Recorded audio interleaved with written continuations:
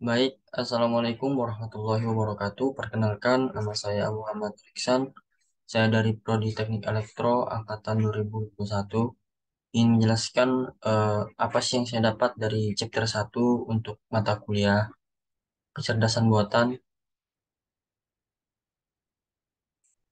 Baik, saya share screen terlebih dahulu. Nah,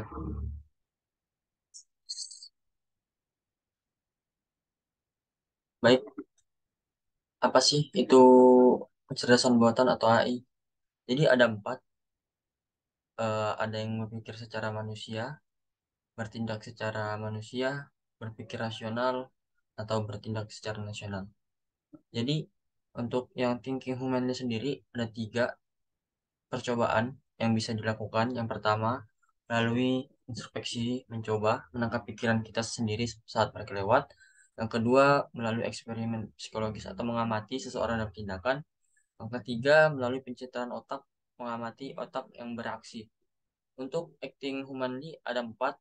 Yang pertama, natural language processing atau bahasa proses bahasa alam yang digunakan untuk memungkinkannya berkomunikasi dengan sukses dalam bahasa yang diinginkan. Seperti pada kita umumnya kita tahu untuk eh, program sendiri biasanya menggunakan bahasa Inggris. Yang kedua ada knowledge representation atau representasi pengetahuan yang digunakan untuk menyimpan apa saja yang diketahui atau yang diprogramkan. Yang ketiga ada automatic reasoning atau penelaran yang secara otomatis bertujuan untuk menggunakan informasi yang disimpan untuk menjawab pertanyaan dan untuk menarik kesimpulan baru. Yang keempat ada machine learning, yaitu digunakan untuk beradaptasi dengan keadaan baru dan untuk mendeteksi dan mengekstrapolasi pola. Yang ketiga ada thinking rationally atau berpikir secara rasional.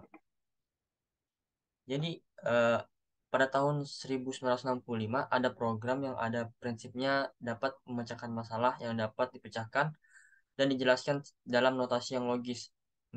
Meskipun tidak ada solusi, program program yang ini mungkin berulang selamanya. Apa yang disebut tradisi logika dalam kecerdasan buatan diharapkan untuk membangun program semacam itu untuk menciptakan sistem yang cerdas. Untuk yang keempat ada acting rationally. Jadi di acting rationally atau bertindak secara rasional, dalam pendekatannya, hukum pemikiran untuk kecerdasan buatan, penekanannya adalah pada kesimpulan yang benar.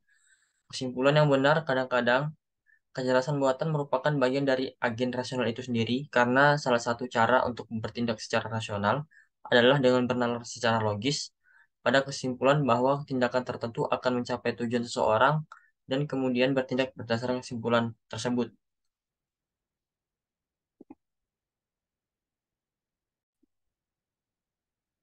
Jadi di sini ada dasar-dasar AI. Yang pertama itu filosofi. Jadi ada muncul pertanyaan bagaimana pikiran muncul dari otak kita, dari mana datangnya pengetahuan, bagaimana pengetahuan mengarah pada tindakan.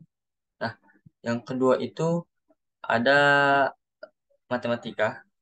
Jadi di matematika itu apa sih yang bisa dihitung? Bagaimana kita bernalar dengan informasi yang tidak pasti? Yang ketiga ada eh, ekonomi. Nah, bagaimana sih bisa membuat peluang bisnis pada kecerdasan buatan ini? eh, Peluang di masa depan seperti apa, bagaimana memaksimalkan hasil yang telah diusahakan.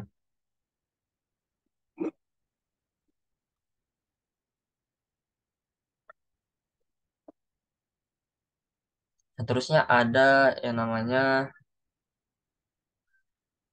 neuroscience atau ilmu saraf. Jadi muncul pertanyaan bagaimana otak itu bisa memproses informasi. Selanjutnya ada psikologi. Jadi muncul juga pertanyaan bagaimana manusia dan hewan dapat berpikir dan bertindak. Untuk yang selanjutnya yaitu teknik komputer atau computer engineering. Jadi muncul pertanyaan lagi, bagaimana kita dapat membangun komputer yang lebih efisiensi. Setelah itu ada yang namanya kontrol teori. Jadi bagaimana sih membangun operasi di bawah kendali mereka sendiri. Yang selanjutnya ada linguistik atau ilmu bahasa. Jadi muncul pertanyaan bagaimana bahasa itu berhubungan dengan pemikiran. Setelah itu eh, dalam chapter ini ada namanya sejarah atau history. Jadi saya tidak belum bisa menjelaskan. Jadi lanjut ke kesimpulan. Kesimpulannya yang saya dapat adalah kecerdasan buatan adalah sistem komputer yang disimulasikan dari kecerdasan yang dimiliki oleh manusia yang mampu melakukan tugas-tugas pada umumnya yang dilakukan oleh manusia atau yang telah diprogram untuk berpikir seperti manusia dan meniru tindakannya. Itu saya dari saya, kurang lebihnya mohon maaf. Wassalamualaikum warahmatullahi wabarakatuh.